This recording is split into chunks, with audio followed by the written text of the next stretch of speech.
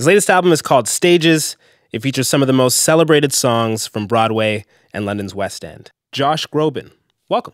Thank you so much. It's great to be here. And one from Montreal. Oh, okay. From Notre Dame de Paris, a Luc Plamondon original from that great show. But yeah, most of the songs are from Broadway and West End, absolutely. And the Willy Wonka, that's not cheating? It was cheating a little bit. I mean, technically, we did choose songs that have all been on a Broadway or West End or musical theater stage, and it is currently in the new Charlie and the Chocolate Factory West End production. So it is technically playing on the West End currently, but we made two cheats. One was that one, and one was Somewhere Over the Rainbow. Yeah. Obviously, they've been on the musical theater stage many, many times, but they're, of course, most famous for their movies. But we felt that was okay cheating. What made you fight for those ones, for the technicalities? I think that, at the beginning of the process, we were going to do, kind of an album of both film and stage songs, the great musical kind of crossover songs that have been in both film and theater. And we realized early on that most of the great songs, in fact, most of the shows on this record have been both films and theatrical productions. So that became moot. But then, as we ran into a couple that really were mostly known for their films. Some of them were in films only, in which case we immediately said goodbye to them because that wasn't the continuity of the record. But those two, we realized we both loved them the most, and also they have been on stage many, many times. So, and then when you get arrangements that are irresistible, and you're recording, and all of a sudden, you've got like the goosebump factor. You're not thinking formula anymore or anything else except just this is something I think people would like to listen to, and I know I'd like to sing. Then you kind of take off your overthinker hat for a minute, which is hard for me to do, but I gave in. You actually grew up in L.A., long way from Broadway. That's right. But you have a passion for Broadway and musical theater. Where did that come from? It came from my parents. Me and my brother and I, have shared lots of things. We have the same birthday, 4 years apart. So we've kind of had, we've been best friends for, his whole life, certainly, and every year except for 4 of mine. But my parents kind of dragged us from Nickelodeon, MTV, and all that stuff and took us out to see, there is great art and culture in LA. You just have to get in the car and go find it. And there's a great music center in Los Angeles. We would go downtown and we would see, Mozart for kids, and we would see operas, and we would see musical theater, and we would see concerts at the Hollywood Bowl, and it really just kind of awoke in us, a creative spirit that my brother is now a director. He's behind the camera and loves looking at things through the lens, and he's visual. And for me, it was just getting chills in those seats and just saying, God, I want to make people feel the way I'm feeling right now. And I was very young, but I just remember being very, very, very enthralled, very inspired by the stories, by the characters, and then when I realized I could sing, it was all over. Then I was like, okay, yes, now, and I've also been given the tool to be able to do this, so it was I got the bug. I'm really interested in that goosebump factor, and especially when you get it as a little kid, because you're watching something. Yeah. You're watching somebody's experience on stage that you haven't experienced. You have no frame of reference, but you still feel those goosebumps. Right. There's nothing kind of predating that sets you up to have that. It's just in you. It's in your DNA. And I got my ear from my dad. My dad plays by ear, and he played trumpet through college. And my mom is very artistic, but none of them are in the business at all. They're very normal. My dad's an executive search. He's a headhunter. And my mom was a high school art teacher and became full-time mom when my brother and I were born. And so we were introduced to a lot of art, but we could have very easily sat there just bored to tears, saying, "Come on, oh God, Mom, another musical? God, come on!" And thinking to myself, "But what I really want is law." I mean, there are kids who are like that, and I wasn't one of those kids. For me, I was so distracted and kind of disorganized in every other facet of my life. I had a hard time making friends. I was bullied in school. It was the music side of it. It was that became like my most honest way of communicating. And so, it's a crazy thing, but it's why I'm so passionate about arts education. It's why I have my foundation, Find Your Light. It's why, it's important for me, because I recognize that my brother and I were both two of the really lucky ones, that we had parents and teachers that said, "Here, look what's possible." But so so many kids in the school system in Los Angeles and around my country, and certainly in the inner city programs, aren't getting those programs anymore, and aren't getting the home lives that nurture that either. So, you know, it's important that we keep those programs alive, because even if they don't go into it professionally, if they can at least have the same confidence building that I had and the same foundation for kind of this universal understanding that only the arts can bring, then it's worth it. Do you remember a particular show or song where you felt that goosebump factor for the first time? Yeah, it wasn't even live on stage. My parents brought home a VHS copy of Sondheim's Sunday in the Park with George, which is this kind of, you know, it's well known within the theater community, but it's not like a Les Miserables stature, you know, and it's this kind of really dark and very, very very kind of complicated score about this pointillist French painter named Georges Seurat. It was this really very brainiac story and score. And I remember at 10 or 11 years old just being glued to the screen and watching Mandy Patinkin and Bernadette Peters singing through this score, and just being on close to the verge of tears, just being so moved by Georges Seurat's sacrifice that he gave to the painting, you know, and just being really, you know, really into it the way that, you know, other kids were into Batman. I was also into Batman, but and then, you know, and then we went to see a bunch of other shows, Les Mis and Phantom and things like that. But that was my first introduction to what musical theater was. It was through Stephen Sondheim. And do you remember the point where you felt okay with that about yourself, that I'm moved by this?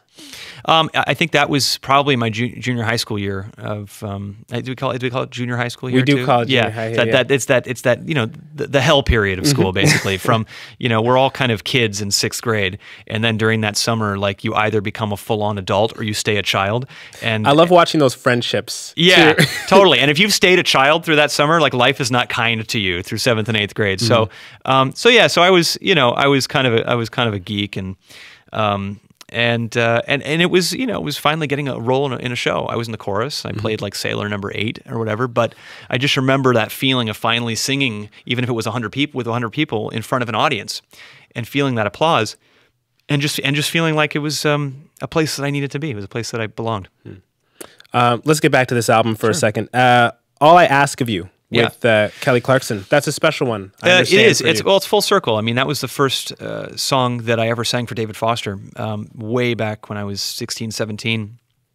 He said, you know, he said he was doing an event for the governor of California.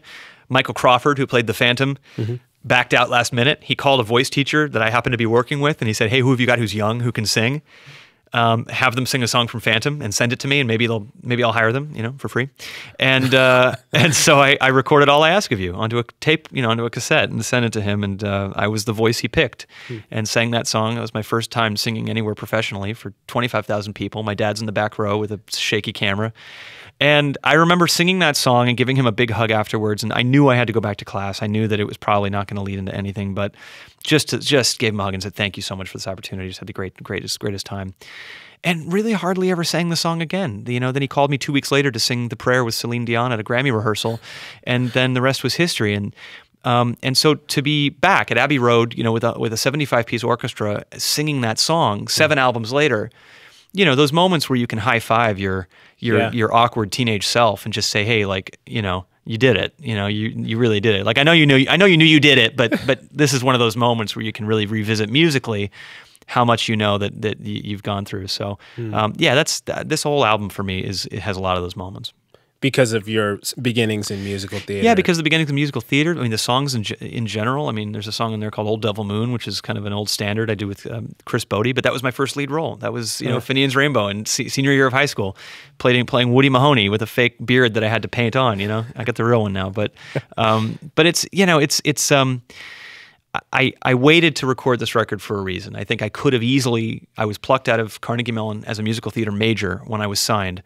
And I could have very easily said, okay, well, that's what I'm studying. So the first thing I'm going to do is I'm going to record an album of show tunes. But I didn't, something in me said, you're not ready yet. You're not ready. You've got the voice. You could present these songs vocally. You could be the show off kid and say, hey, here's me singing the big note. But I didn't feel emotionally ready to tell these stories at 18 or 19. And I'm glad that I waited until 34 to kind of finally be the age that's appropriate for a lot of these roles. And finally kind of have the experience to know what I want, what I don't want in my arrangements and in the production. And also musical theater seems to be in kind of in the zeitgeist right now. Like people are interested in it worldwide, which is a really great thing. And so it felt relevant in a strange way as well. So it all came together. These songs are written in the context of plot and character. Mm-hmm. How do they change when they're performed standalone? Well, it's a really good question, and it's one that was always in the back of our minds throughout the whole recording of this album, because of course the ham in me, the temptation is like just to make this this album just one big review, and each song sounds like a set change, and and that's actually what our goal wasn't.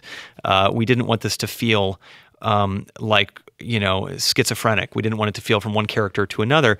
Ultimately, the goal of this record was to pay tribute to these shows and these songs by showing and showcasing how well they live and breathe on their own, how well and how well they work away from the context of a character or a costume or a set, and how universal they are and timeless they are to our everyday lives. And so I think while we had 100 songs that we wanted to do, these were the songs that really seemed to best express, even if they're a little obscure. A song like Finishing the Hat is obviously about the painting aspect of it. But to me, these were the songs that really best kind of fit in their own world. And when we tour this record, that's how I want to view it too. I want it to be a concert celebrating these songs, not so much a change of wigs every 5 seconds.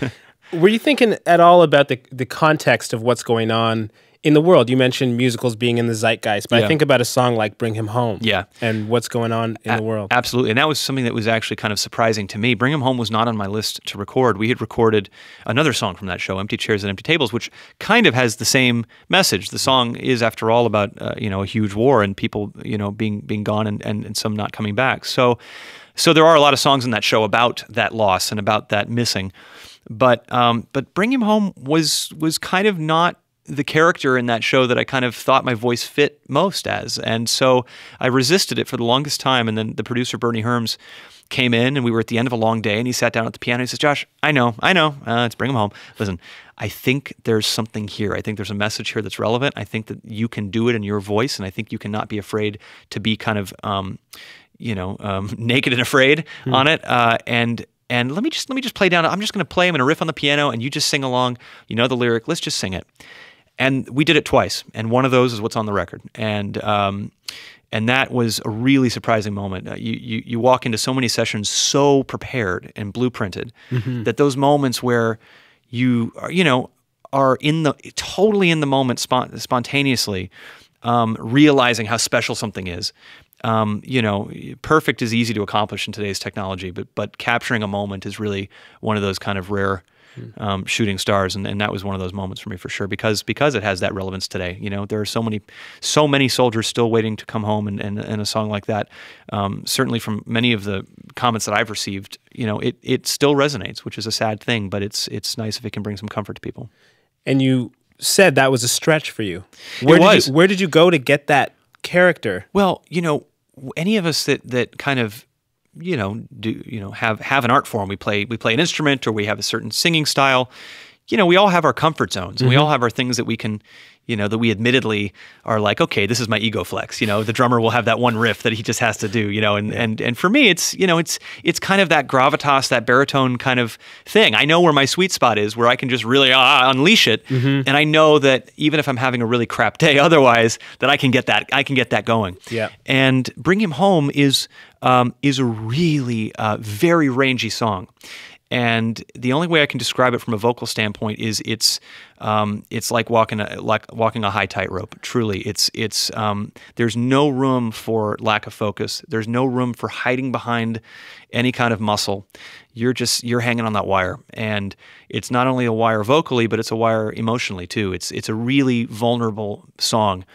And so it's one that is a challenge to sing, and because it's a challenge to sing, it's one of my favorites to sing, and I'm looking forward to doing it on tour. You've expressed interest in actually performing on Broadway as well. Yeah. Do you have a dream role? I don't want to jinx it. I mean, you know, I've read it has to not involve dancing. Yes, that's true. Anything that allows me to maybe moving quickly, I can do maybe a turn or two, but I need to limber up before I step foot on Broadway. But you know, look, any of the songs on this album, you know, came from personal experience loving those shows. It would be a joy to step into any of those roles, truly.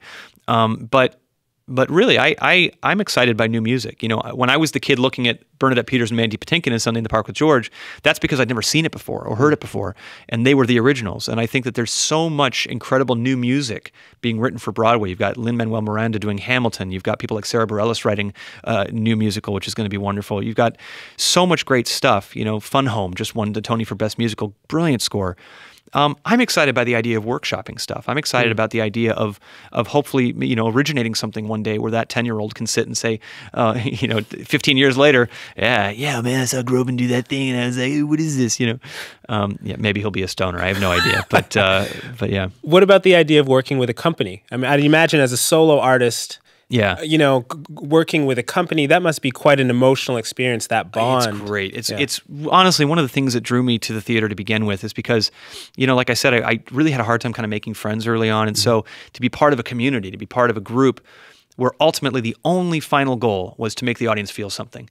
That some people had solos, some people didn't have solos. But if you didn't have a solo, I remember I was choir guy number 10, you know, through my first 3 or 4 productions.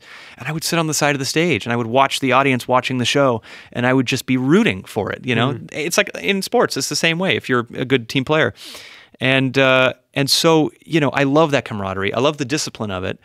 And in a way, it's less pressure, you know, because I'm so used to the spotlight and the solo mic that, you know, the idea of being able to be a part of something way bigger than yourself and that entity moving an audience to want to stand and cheer and cry and all those things is an incredible thing. It's the tragedy when a show doesn't work, and it's the triumph when it does, because it's a big machine and you all have to work together to make it work.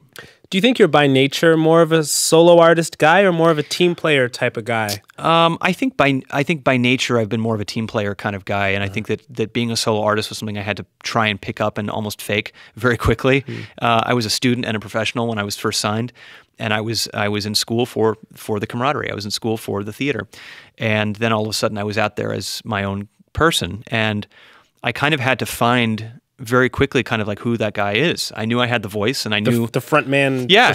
I had to kind of find that confidence. I didn't tour my first record because I knew how to record the songs and I knew how to sing them maybe 1 or 2 times on a TV show or whatever. But I wasn't the full performer at that time in my life. I was a debut, and I was kind of I was incubating, and that discovery has been really incredible. It's been so gratifying and so wonderful to kind of develop, you know, a love of the stage as a solo artist and a love of that command and an excitement when you have, you know, an audience that's right there with you, and you've got, you know, whether it's 10 people or 10,000 people, the energy, the intent on how to fill a room with that energy is really, you realize, no different if you're your solo artist with your band and your musicians and you're trying to get that energy out there, or when you're with a cast. It really is about filling the room with an experience that nobody can get anywhere else. And so that's, once I started to realize that that's what it was about, regardless of the show. Then it became a lot easier for me. It's interesting. Another stretching, another kind of being pulled out of your comfort zone. Situation. Totally. You recently performed at the Tony Awards. You've obviously collaborated with Broadway actors in the past. Do you learn something different from Broadway actors versus pop singers that you've worked with? The Tonys are my favorite of the award shows, and just being around theater people are my favorite, just because there is such a camaraderie. I mean, there is a togetherness that is. Is that your tribe? It feels like your tribe. Yeah, it does. It feels like my tribe because you know, you go to the Grammys and all those places, and everybody's kind of siloed. It's the artist and their entourage, and they are so wrapped up. It feels like those shows, the Emmys, the Oscars, and the Grammys, are just filled with people Googling themselves constantly, basically. And the Tonys, I feel like, are filled with people kind of going out to musical theater karaoke together and you know, and singing these songs. I don't know, maybe I'm, you know, being harsh, but it does feel like the structure that has to take place, the togetherness and the discipline that has to take place in order to become somebody of the theater, is in the DNA of everybody at that party. And that togetherness is not something that's necessarily required if you're a solo artist in the music business, or if you're the star of a TV show, or whatever it is. Sometimes you can get kind of lost in the solo atmosphere. And as a solo artist, I say that as somebody in the music business. As a solo artist myself, I have had to remind myself to get out of my own head and out of my own ass, and embrace that structure and that discipline again, because it can get to you. How important is that to your singing, to your voice? Oh, it's hugely important, because it's true. Once you start to get too overthinky about stuff that winds up just ultimately being about ego, it hurts you artistically. You have to get yourself out of that realm. And the easiest way I can think about it is if I'm stressed about something, or if I'm making something way bigger than I need to make myself for something, I just think about the words. That's it. I just decide to zone everything out except the words. And I think to myself, just sing the words and just tell the story.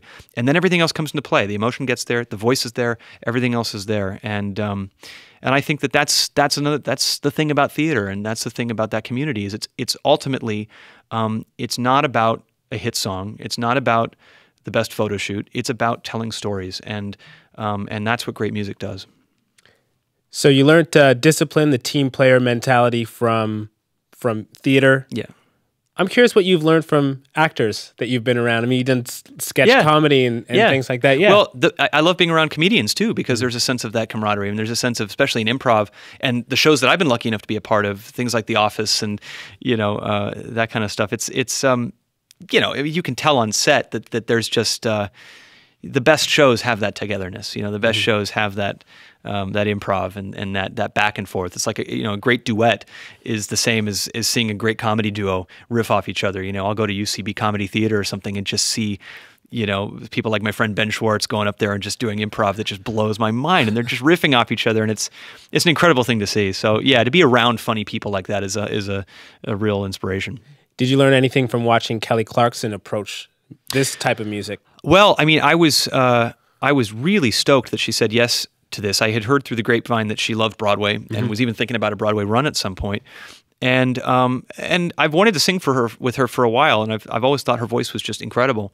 And I thought, okay, well, maybe the best approach is to offer her something that's a little out of her zone, and to try something different. So she sent me an iPhone demo singing along to a demo that I had made. I sent her just my voice, and she sent back an iPhone demo that night, and I nearly dropped the phone.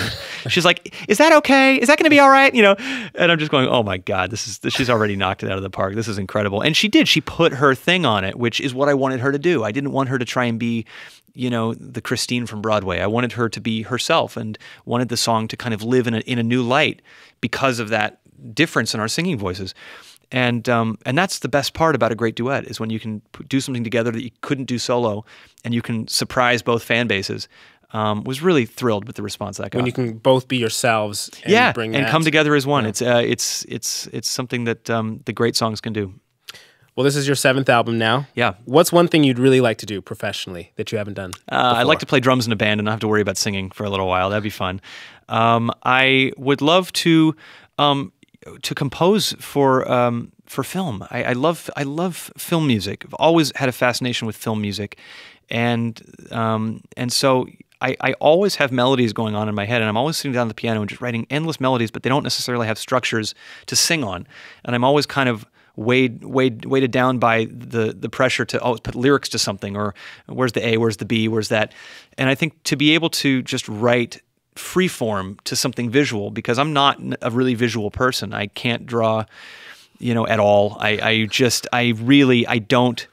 don't know it when I see it. Visually I am so dumb, but I love film, and I love the idea of melding something that I do know to something like that. And so that would be a fun challenge in the future.